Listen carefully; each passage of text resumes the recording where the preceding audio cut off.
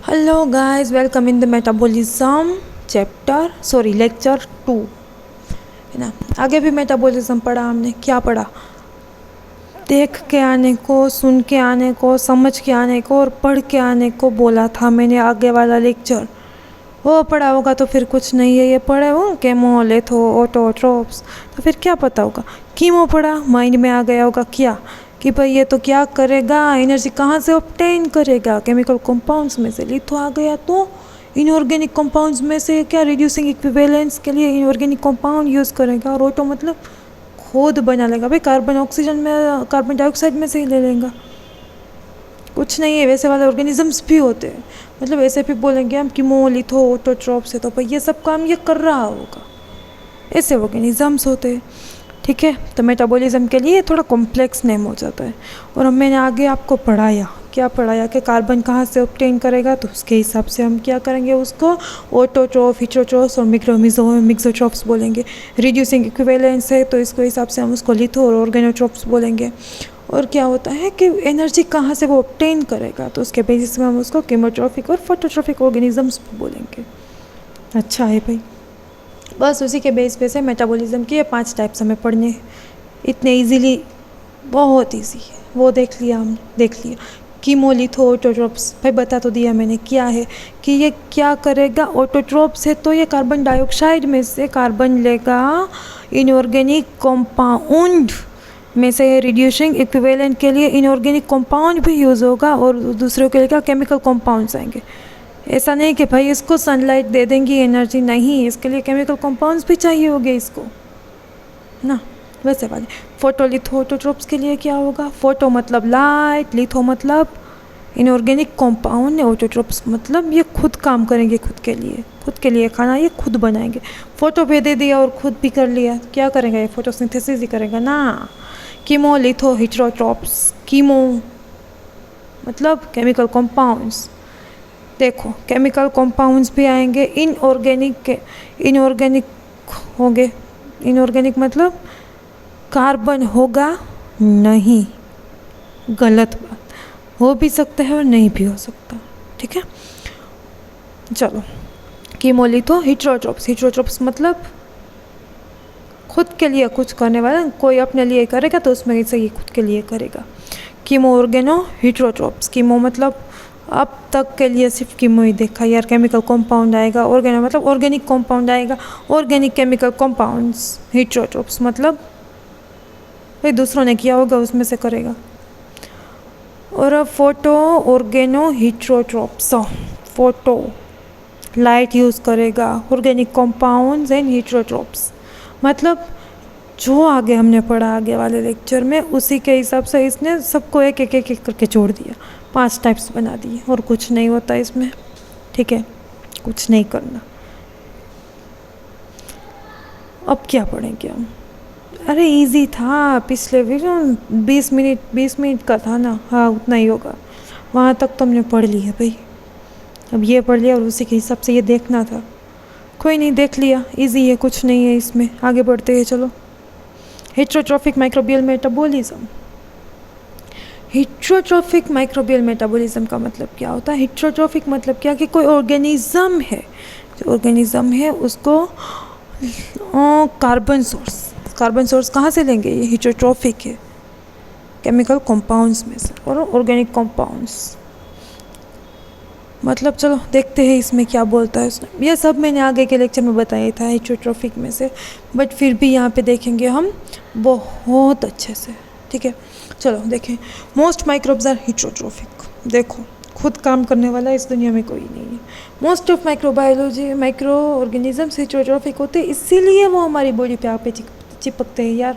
अगर ऑटोट्रोप्स होंगे तो फिर उसके पास बहुत सारे सनलाइट्स ऐसी होती है, वो क्यों आएंगे हमारे पास अपनी बेइज्जती करवाने की? भाई चाह तू, वरना हमको एंटीबायोटिक लेनी पड़ेगी उसको भगाने के लिए, है ना। मतलब मेनी माइक्रोब्स क्या है, हेट्रोट्रोफिक है, इसलिए वो हमको हमारे ऊपर आके चिपकते हैं। चलो आगे देखते हैं। They use organic compound for both carbon and energy resources. Organic compound use करते हैं वो किसके लिए? कार्बन और एनर्जी सोर्सेज के लिए। कोई नई बात नहीं है इसमें, देखा ही था हमने। Heterotrophic microbes live on nutrients that they scavenge for living host or finding dead organic matter of all kinds. ठीक है, क्या करेंगे इसको, हेटेरोट्रॉफिक माइक्रोब्स, न्यूट्रिएंट्स उसको ज़िंदा रहने के लिए चाहिए होगा। कहाँ पे मिलेगा वो हमको, हेटेरोट्रॉफिक ऑर्गेनिज्म पता है आपको कहाँ से मिलेगा? पहले तो कुछ टाइप्स होते हैं जो हमारी बॉडी पे भी रहेंगे, हम नहीं, हम एक ही नहीं, हम है, दूसरे एनिमल्स है, उसकी बॉडी पे रहेंगे, चिपकेंगे। मतलब ये क्या है कि लिविंग होस्ट सेल रहेगा उसका होस्ट सेल कौन सा रहेगा? लिविंग होस्ट सेल रहेगा। चलो कोई नहीं, लिविंग होस्ट सेल रहेंगे। हमारे ऊपर भी कहीं कुछ तो हमारे लिए बेनिफिशियल होते हैं, उसके लिए भी देखा था ना हमने, ना कॉमन सेल्स देखा था, सिम्बायोसिस के लिए सिम्बायोन्स देखे थे हमने, अपॉर्चुनिस्ट देखे थे हमने, वैसा वाला। अगर लिविंग होस्ट पे रहेगा तो वो कुछ तो बेनिफिशियल भी होगा, कुछ हमारे लिए पैथोजेनिक भी होंगे, कुछ कॉमन सेल्स ही रहेंगे, वैसा वाला। वो हमारे ऊपर आके चिपकते कोई रहने के लिए नहीं, उसको भी न्यूट्रिएंट्स चाहिए होता है, इसीलिए, है ना। तो उसके लिए क्या करेंगे कि भाई कुछ लाइव लिविंग ऑर्गेनिजम्स में भी रहते हैं और कुछ डेड ऑर्गेनिज्म में भी रहते हैं। अब बताओ एक चीज़, कोई भी मर गया, चलो एनिमल हो या हम हो, बॉडी वैसी की वैसी नहीं रहती, डिकेड हो जाती है। डिकेड तो नहीं, डिकेइंग मतलब सड़ जाती है, वैसा वाला। क्यों सड़ेंगी वो? उसके ऊपर क्या होता है, माइक्रोबियल एक्टिविटीज़ होती है। माइक्रो ऑर्गेनिज्म वहाँ जाके क्या करेंगे भाई, क्योंकि वहाँ से उसको न्यूट्रिएंट्स मिलेगा। कुछ ऑर्गेनिजम्स वैसे भी होते हैं जो डेड ऑर्गेनिजम्स पे जाके अथवा डेड बॉडी मटेरियल होता है उसके ऊपर जाके काम करते हैं और उसको क्या करेंगे, वो क्या प्रोसेस बोलते हैं उसको, डिकेइंग प्रोसेस। उसके लिए वो क्या करेंगे, हेल्प करेंगे, उसकी हेल्प करना ही पड़ेगा, अदरवाइज वो क्या होगा। मतलब ये सारी क्या है, इम्पोर्टेंट ऑर्गेनिजम्स भी होते हैं हेटेरोट्रॉफिक ऑर्गेनिज्म। वरना तो क्या करेंगे भाई, एक मर गए तो इतने सारे बॉडी अगर कहीं जाएंगी ही नहीं तो उसको डालेंगे कहाँ? किसी चीज़ का सड़ना भी ज़रूरी है, गंदगी भी फैल सकती है। मतलब ये ऑर्गेनिज्म सही है यार, सबका इस सृष्टि पे होना उतना ही ज़रूरी है जितना हमारा। हम नहीं होते तो चलता, ये लोग होने चाहिए, वैसा वाला है ये। ठीक है, कोई नहीं, चलो आगे बढ़ते हैं। Microbial metabolism is main contribution for the bodily decay of all organism after death. यही तो कहानी की मैंने अब तक। आगे बढ़े। Heterotrophic microbes are responsible for the breakdown of large organic polymers such as cellulose or lignin, which are generally indigestible to large animals. है ना, ये वाले ऑर्गेनिज्म होते हैं, पता है, गाय, भैंस, बकरी और कुछ ऐसे एनिमल्स भी होते हैं जो ये सब खा जाते हैं। मतलब कुछ ऐसे पॉलीमर्स हो जाते हैं, कुछ ऐसी चीज़ें हो जाती है जो ये लार्ज एनिमल्स है उसके लिए इनडाइजेसिबल होते हैं। मतलब वो उसको पचा नहीं पाते ना, उनको पचता ही नहीं है, वैसा वाला। तो उसके लिए क्या काम करेंगे, उसके लिए माइक्रो ऑर्गेनिजम्स काम करेंगे। ऐसा नहीं है कि भाई ये वो वाला है कि जहाँ सुई काम करती है वहाँ तलवार काम नहीं करती ना। अगर कपड़े सिलने हैं तो वहाँ तलवार कुछ काम नहीं करेंगी, और अगर हमें बैटल में जाना है तो वहाँ पे सुई काम नहीं करेगी, वहाँ पे तलवार लेके ही जाना पड़ेगा, वैसा वाला है। मतलब कि जो बड़े एनिमल्स नहीं कर पाते, लार्ज एनिमल नहीं कर पाते, वो ये माइक्रोब्स कर डालते हैं। और इवन कुछ माइक्रोब्स तो ऐसे भी होते हैं कि जो बहुत ही complex structured polymer, complex structured होते हैं compounds. For example petroleum, pesticides होते हैं, पेट्रोलियम होते हैं, वो सब ये क्या करते हैं, उसको भी ये क्या कर सकते हैं, डिग्रेड कर सकते हैं ना। देखो यही लिखा है मैंने आगे, which are generally indigestible to larger animals, ये हमने देख लिया। Some organisms are even able to degrade more complex compound such as a petroleum compound और पेस्टिसाइड्स। अच्छा है, सुनो, यहाँ पे किसी के दिमाग की बत्ती जली होगी कि अभी जो वर्ल्ड वाइड प्रॉब्लम है, यूनिवर्सल प्रॉब्लम है क्या, कि पेस्टिसाइड्स से क्या होता है, सोइल की फर्टिलिटी कम हो जाती है ना। तो अगर पेस्टिसाइड्स, कुछ ऑर्गेनिजम्स ये पेस्टिसाइड्स को क्या कर सकते हैं, डिग्रेड कर सकते हैं। तो ये ऑर्गेनिजम्स काम के हैं हमारे, जो हमारी सोइल की फर्टिलिटी घटा रहे हैं, उसको क्या करता है, डिक्रीज कर रहे हैं। तो वहाँ ये ऑर्गेनिजम्स काम के हैं हमारे। पर ये ऑर्गेनिजम्स को हमें ढूंढना और उसकी मेटाबॉलिज्म प्रोसेस को समझना, ये सब इम्पोर्टेंट इसीलिए रह जाता है ना। पेट्रोलियम कंपाउंड्स भी देखो, मतलब काम के बोल तो रही हूँ भाई, हम नहीं होते तो पृथ्वी का कुछ अच्छा हाल होता, पर अगर ये नहीं है तो फिर जो है वो भी नहीं हो सकती, वैसा वाला ना। हेटरोट्रोफिक माइक्रोबियल मेटाबॉलिज्म के बारे में पता चला। ये हेटरोट्रोप्स कोई आपसे पूछे तो आप क्या कहोगे? हेटरोट्रोप्स मतलब ये है कि जो केमिकल कंपाउंड्स कि जो एनर्जी सोर्स है, कार्बन सोर्स है, वो इसका क्या होगा? केमिकल कंपाउंड्स होगा और ऑर्गेनिक मैटर होगी, ये वाला। ओके मतलब ये क्या होगा? कोई लिविंग ऑर्गेनिजम्स पे जाके पीछे पक जाएगा, कोई मर गया उस पे जाके पीछे पक जाएगा। इसको काम मतलब अपने खाने से और अपने काम से है।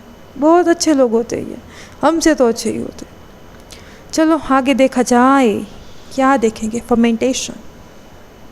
What we mean by fermentation? कुछ नहीं, सुनो। फर्मेंटेशन, चलो पढ़ते हैं पहले आज। Fermentation is the specific type of heterotrophic metabolism. हाँ, देखा हेटरोट्रोफिक आया, पता चल गया ना हेटरोट्रोफिक क्या है, कौन सी मेटाबॉलिज्म है। ऑटोट्रोफिक में तो आएगा नहीं फिर फर्मेंटेशन। हेटरोट्रोफिक मेटाबॉलिज्म होता है क्या कि जो केमिकल कंपाउंड्स यूज़ करते हैं मेटाबॉलिज्म में। Heterotrophic fermentation is a specific type है, हर कोई नहीं करता, स्पेसिफिक टाइप है कि मोस्ट ऑफ लोग करेंगे इसको, ठीक है, लोग मतलब ऑर्गेनिज्म, हम नहीं करते। Fermentation is the process in which sugars are इसकी आ रही है। Fermentation is the process in which sugars are transformed into a new product through chemical reactions. सुनो, थर्मोडाइनेमिक्स का लॉ है, क्या है? एनर्जी है वो नाइतर, उसकी मेरे को है ना प्योर डेफिनेशन याद नहीं है, मैं उसको अपनी हम जो बातें करते हैं उसी में समझाते हैं। तो एनर्जी है उसको ना ही तो हम प्रोड्यूस कर सकते हैं और ना ही उसको डिस्ट्रॉयड कर सकते हैं, वो सिर्फ एक फॉर्म से दूसरे फॉर्म में ट्रांसफ़र होती है, वैसा वाला ये वाला भी है। देखो केमिकल कंपाउंड क्या है? अगर शुगर है, sugars are transformed into one new product. Sugar है तो वो शुगर ही नहीं रहेगी, सुक्रोज, माल्टोज, वैसा जो भी चाहिए हमारी बॉडी को, ग्लाइकोलिसिस होता है ना, शुगर का मॉलिक्यूल क्या है? पायरुविक एसिड, वो वाला। तो उसी में क्या करेगा? केमिकल रिएक्शंस होगी उसमें और वो न्यू प्रोडक्ट में ट्रांसफ़र होगा थ्रू फर्मेंटेशन। अब ये फर्मेंटेशन प्रोसेस कब होती है पता है?